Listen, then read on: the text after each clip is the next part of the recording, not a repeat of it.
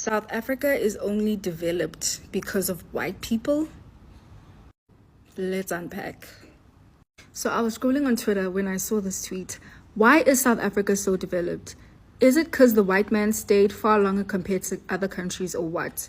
That Chris Brown show they're having tonight looks like a concert in the West. Bro, if the white man stayed in Kenya till the 90s, we could be miles ahead. Look at us. We only have one superhighway since independence. We don't even have a stadium that meets FIFA standards. Mzungu, make a better, whatever. Mzungu means white person. So I'm assuming they're saying white people would make it better. You guys don't think it's crazy to put your oppressors on a pedestal and say, maybe they should have oppressed us a little bit more? And for me, that's not the only reason this conversation bothers me. It also bothers me because, once again, like many other conversations that happen online, it lacks nuance. First of all, to say South Africa was only built by one race is incorrect. It is historically inaccurate. Black people had to have their land stolen and their resources stolen in order for one race to be more superior than the other. Secondly, labor had to be exploited. It is our ancestors' labor that built South Africa to what it is. It's the indentured servants that they brought from various parts of the world, like India, China. It's the enslaved people who then became colored people. It's very simplistic to say, oh, this country is only developed because of white people. They are the ones who built this country. Without them, you'd be nothing. That is also very anti-black. What you're saying is that black people, African people, are incapable of running societies properly, which is false. Before colonization, we were running societies successfully. Before capitalism, before all of this nonsense. And I know people look at the state of Africa and they say, yeah, but the corruption, but the whatever. But it's like, all of this is by design. It's by design. If you just read into the history of the World Bank, the IMF, and how they created structural adjustment programs in order to keep African societies at the bottom, then you'll understand that everything that happens is literally by design. It's not because black people are incapable. It's not because Africa is incapable of having good leaders. It is by design.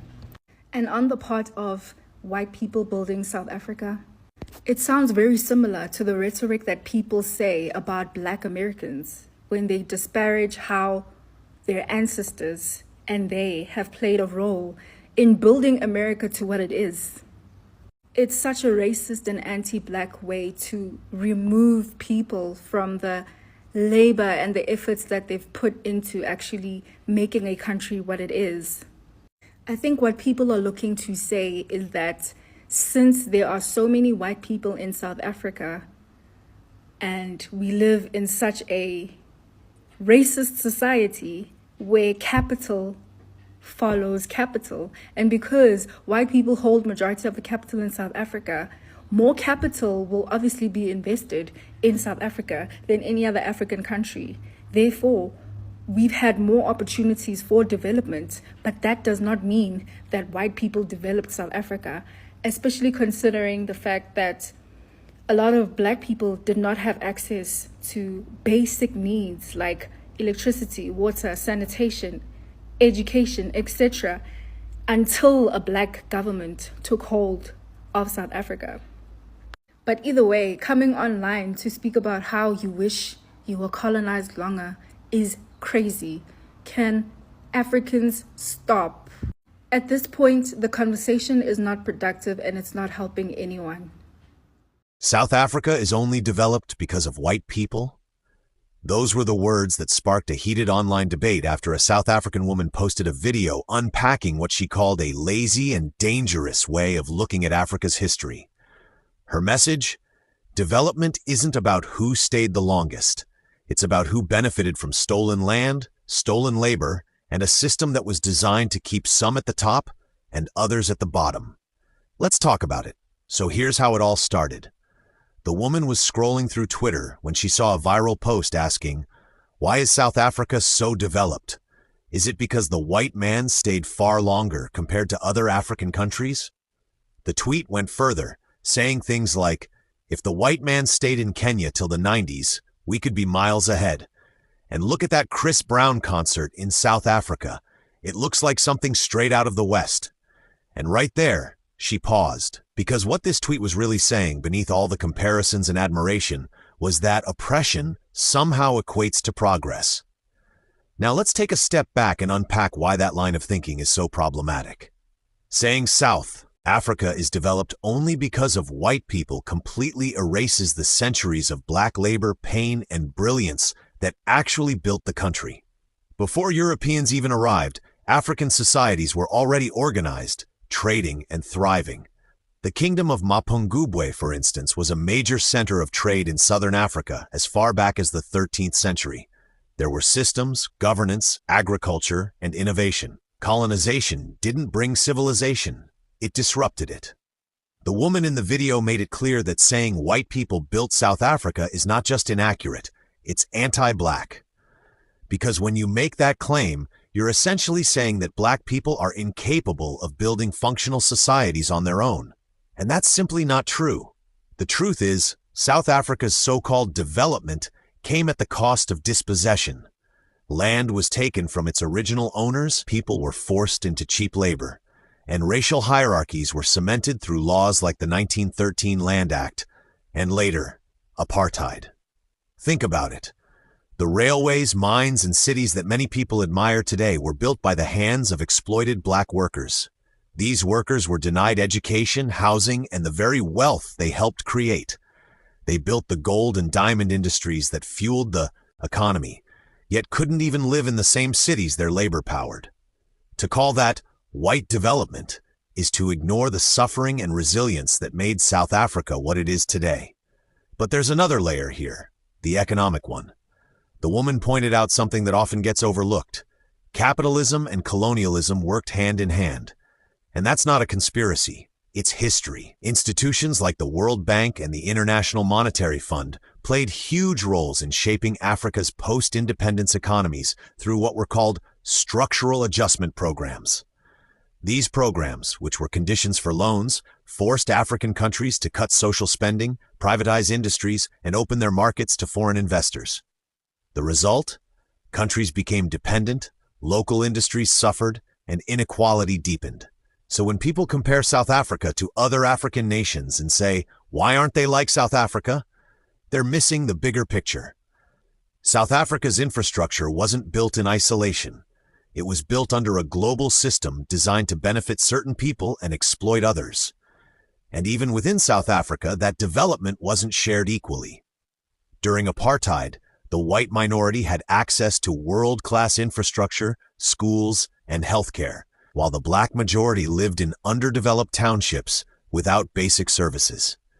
It's only after 1994, when South Africa became a democracy, that the government began the long process of extending those basic rights, like electricity, sanitation, and education, to everyone. And even today, the legacy of inequality remains. White South Africans still hold most of the land and capital, while many black South Africans are still catching up from generations of exclusion. So to say white people built South Africa is not only dismissive, it's historically dishonest. The woman in the video also drew a powerful parallel to the United States.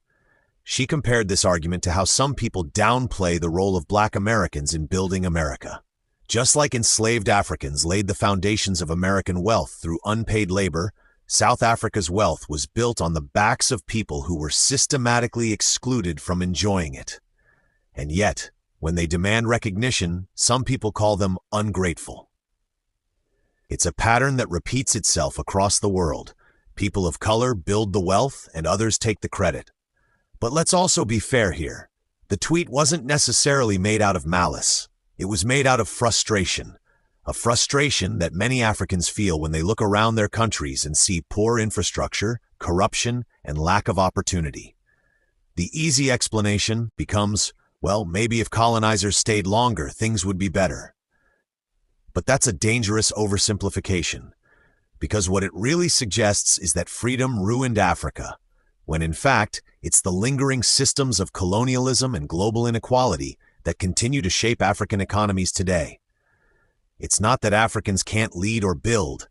It's that they've been forced to do so within systems that weren't designed for them to succeed. The same World Bank and IMF policies that stripped African nations of economic control are still active today. And foreign corporations continue to extract Africa's resources at a fraction of their value. So when people say South Africa is developed, they need to ask, developed for who? And at what cost? That's why the woman's message resonated with so many people. She wasn't denying that South Africa has better infrastructure than many countries on the continent. She was asking people to stop attributing that to the so-called benevolence of colonialism. Because colonialism was never about development, it was about exploitation. The railways weren't built to connect Africans. They were built to move resources from the mines to the ports. The cities weren't designed for equality. They were built to separate races and control labor. And, yes, South Africa today does look more developed than some of its neighbors. But that's not because colonization lasted longer. It's because apartheid concentrated wealth, infrastructure, and investment in specific areas, creating a visible illusion of prosperity. Meanwhile, millions were left behind. At the end of her video, the woman said something that really hit home. She said, "Coming online to say you wish you were colonized longer is crazy." And she's right. It's a sign of how deep colonial psychology still runs, that some Africans genuinely believe oppression was the price of progress. But the truth is, Africa's greatness has never depended on colonizers. It's been suppressed, exploited, and misrepresented, but never erased. So maybe the real question isn't, why is South Africa so developed? The real question is, why do we still define development through the lens of colonization? Because once we stop romanticizing oppression and start acknowledging the true history, the stolen land, the exploited labor, and the resistance that followed, we can begin to understand that development built on injustice isn't progress. It's theft wrapped in concrete and glass. And that's the conversation Africa still needs to have today. Not about wishing for colonizers to stay longer, but about reclaiming the narrative of who really built our countries, who still benefits from that history, and what true freedom should look like in the modern world.